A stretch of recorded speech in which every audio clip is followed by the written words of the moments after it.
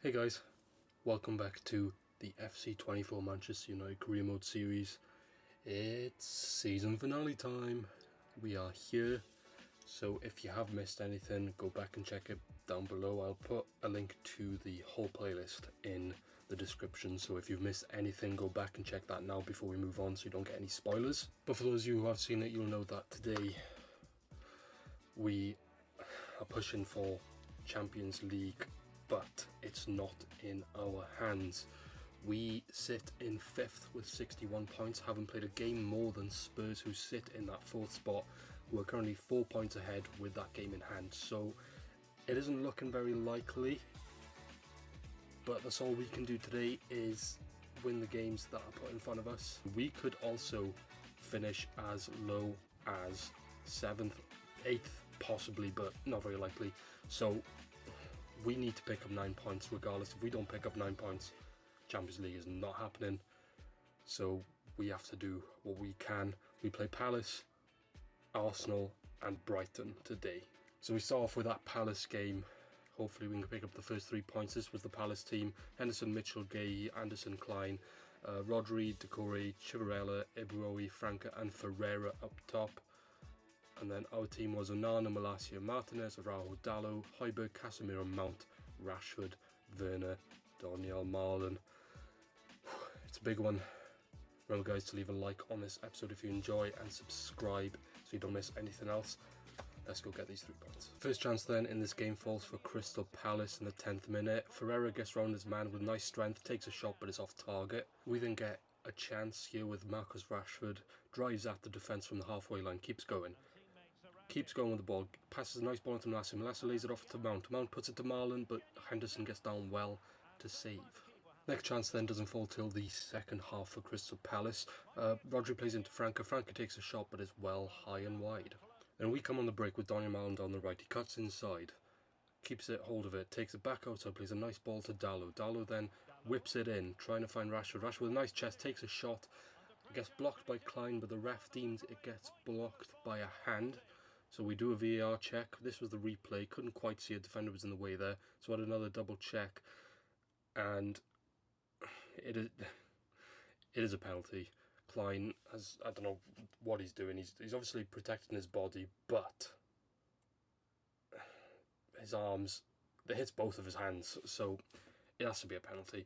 So Rashford steps up due to the absence of Bruno Fernandes, takes it, finishes it, and we do take a 1-0 lead in this very important game. Hopefully we can continue on now and get another goal to make sure of this game. And we get an opportunity to do just that. Casemiro wins the ball back nicely, plays it into Anthony. Anthony to Werner, lays it off to Rashford, who takes a strike, and Rashford is coming into form at the perfect time for us. He is scoring goals for fun at the minute, and he does get a second of the game. This time a way better finish. Obviously had the penalty, but that's one hell of a finish. He's had a couple of good goals recently as well. 2-0, 3 points secured. Although from kickoff, Palace had something to say about that. With Franco running at us, he keeps going. The intention from Palace here was fantastic to try and get a goal. They just came, I wasn't expecting it. They hadn't been doing this all game.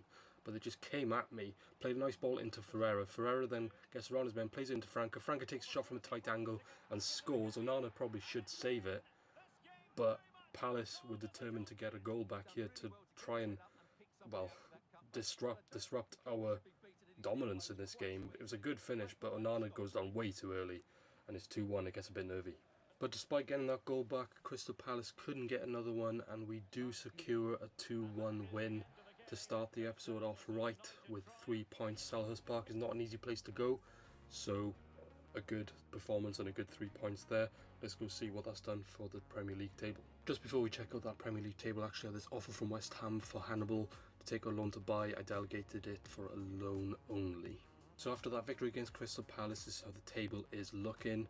We are still those 3 points behind Spurs, but we have played the same amount of games, so Spurs have lost a game, which is huge, but we are still 3 points behind. That draw against Newcastle in the last episode might have cost us, but we'll see. So let's go pick up another 3 points here against Arsenal. This one's going to be a tough one, also probably maybe even more tough. We lost the previous game. This was the Arsenal side, then a very strong side. And this was our team. We're going with Onana, Shaw, Martinez, Araujo, Dalot, Casemiro, Højbjerg, Kubo in the cam, Rashford, Marlon and Girassi up top. It's not in our hands, so we have to do what we can. Let's get another 3 points. So first chance of this game falls for us from a throw. Marlon whips it in. Kubo with a really delicious cross. Rashford heads it. Ramsdale saves it, but he could only parry it back to Rashford, who makes sure of it. Rashford gets yet another goal, but even though it was a simple goal in the end, he did make it happen. A delicious cross by Kubo, by the way. What a cross. But Rashford, with a nice header as well, forced Ramsdale into a bit of an error. It was a bit of an awkward save, which means Rashford can tap it home, and we do take a 1-0 lead here against the Gunners. So Arsenal come at us then in the 30th minute. Jesus plays a nice ball into Saka. Saka then holds onto the ball, waits for the defender to commit, takes a strike. Onana with a huge save, but Martinelli picks up the loose ball, tries to cut back inside, lays it off to Partey. Partey maybe should have shot, tries to lay off to Jesus, but we come away with it. So that's how the first half ended. We get the first chance of the second half then, with Werner picking up the ball. He lays it off to Mason Mount, who takes a strike and forces a really nice save from Aaron Ramsdale. And then from the resulting corner, Marlon whips it in, and Werner gets up for the header, but a comfortable save from Ramsdale that time. Then we try to come on the break with Rashford, but he gets tackled from Kubo. Kubo then runs with it, keeps going with it, runs down the line with a huge touch. He actually nearly runs out of play, but he gets to the byline nicely, cuts it back to Saka. Saka takes a strike, but Onana with a good save yet again. And from the resulting corner, Arsenal decide to take his shot. Odegaard plays it to Saka. Saka then brings it inside, gets around Mount nicely, uses his strength to get around him. He tries too much though, because Dalot puts a nice foot in. We then get it away. Mount plays it to Marlon. Marlon then runs down the right wing. Plays a nice ball into Werner. Werner then gets round his man with a pace. Fantastic bit of burst. And then gets in, and a nice finish to finish this game off. What a goal. What a counter-attack. We're scoring a lot of counter-attack goals at the minute. Maybe that might be the way forward. We are playing on the Gurgen press, but the counter-attacking seems to be the way forward. That's the way we're playing. But we'll take it. We take a 2-0 lead in this one.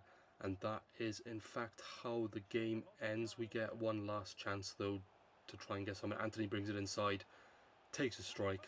Ramsdale with a save. And that is the confirmation of the 2-0 victory. So 6 from 6 so far. 2 fantastic performances, I have to say. This one was a really good one. Huge. So when we got back, just confirmation of the youngster Carlos Martins. I called him up from the academy, and he's going out on loan to Southampton at the beginning of next season. So this is how the Premier League table's looking. That's the bottom of the table at the minute. Like it looks like they're pretty much nail on down. And as we head into the final game of the season, we're still not in our hands. We're still those 3 points behind Spurs. We're on 67, they're on 70. Our goal difference is better.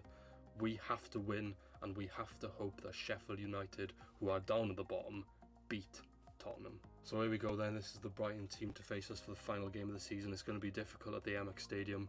Verbruggen, Estupiñán, Webster, Dunk, Veltman, March, Gilmour, Dahoud, Adingra, Lallana and Ivan Janssen up top. And then our team was Onana, Shaw, Martinez, Arau, Dalot, Casemiro, Højbjerg, Fernandes back for the final game of the season, which is massive.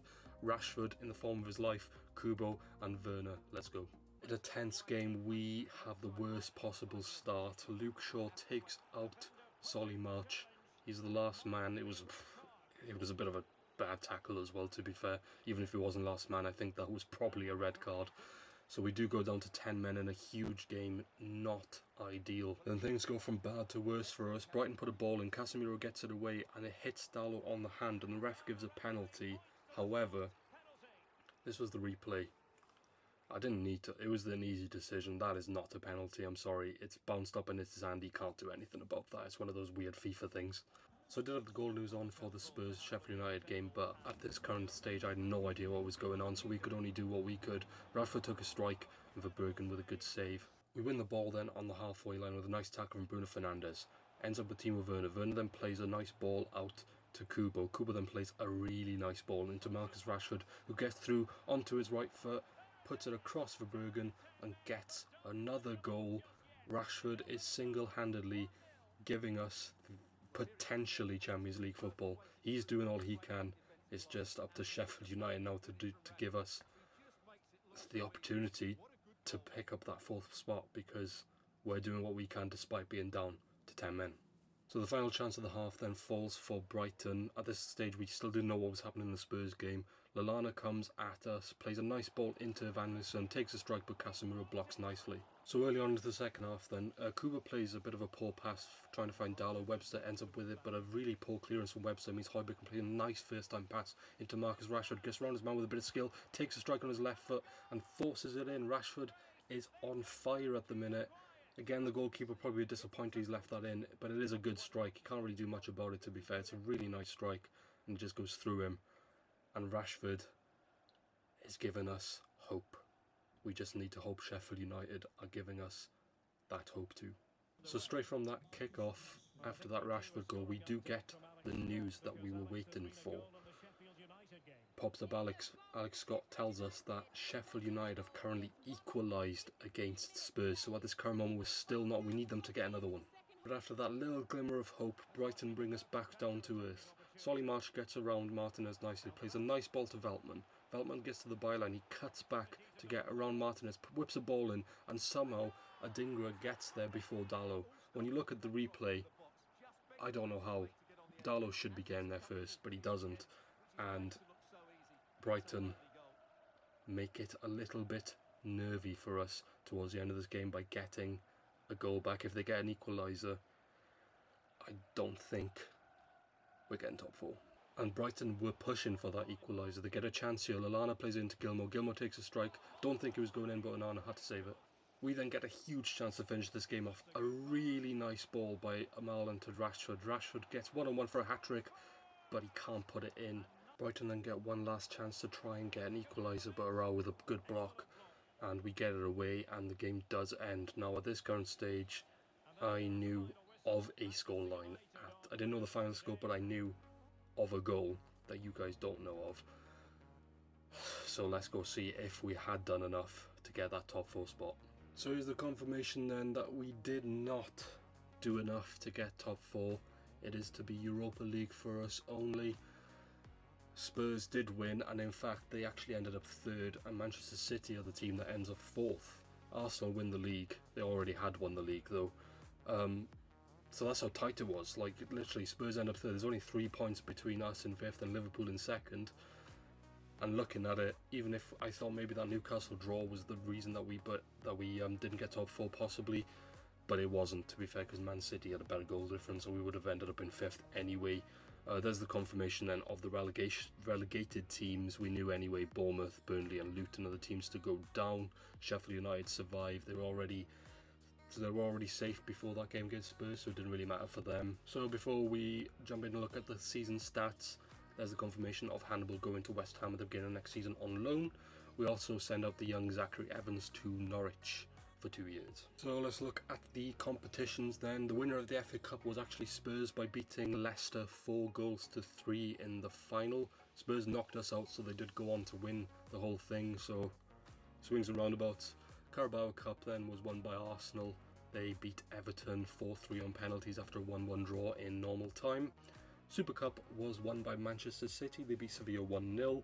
Champions League has yet to be played, so we'll have a look at that in a minute.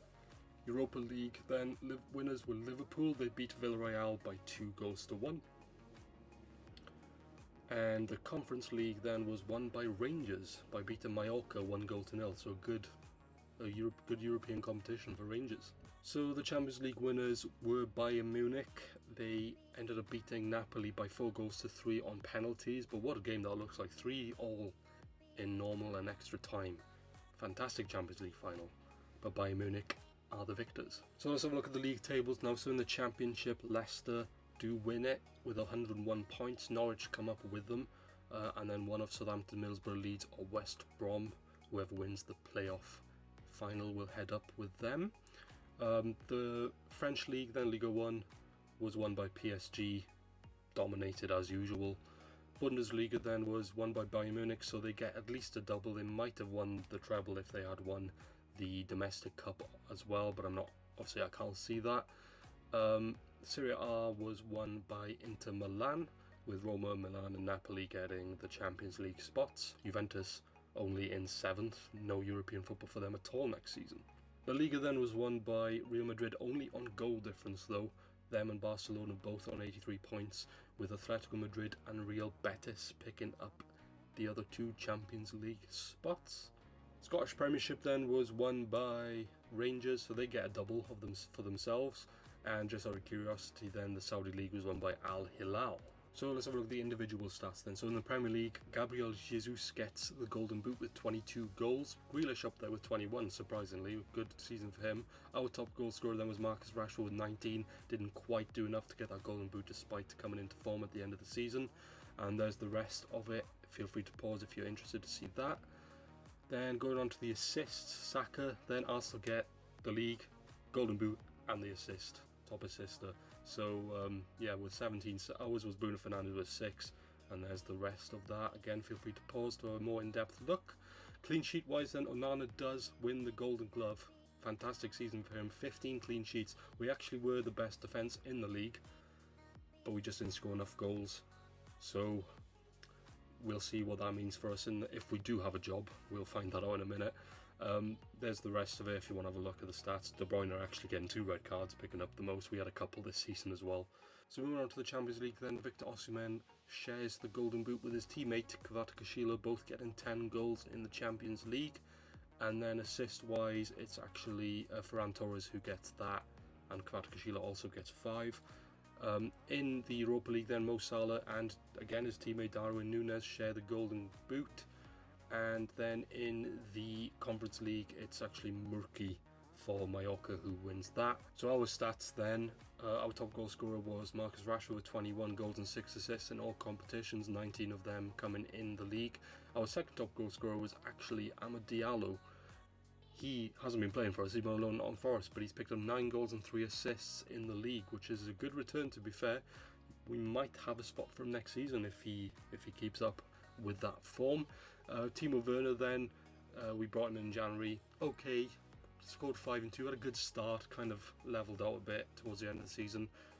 Bruno Fernandes, although having 8 and 6, would have liked a little bit more from him, but to be fair, he did do a lot off the ball in terms of, well, not off the ball, like outside the assist creating. Guirassy, been disappointed with him, only 7 goals and 7 assists. It's okay, but would have liked a bit more goals from him. Kubo 5 and 5. Hopefully he can get a bit more contributions next season playing in the middle. Daniel Marlon 4 and 4, but to be fair, Marlon also did a lot off the goals and assists creating and all that. Garnacho 4 and 1, he'll be going out on loan next season if we have a job.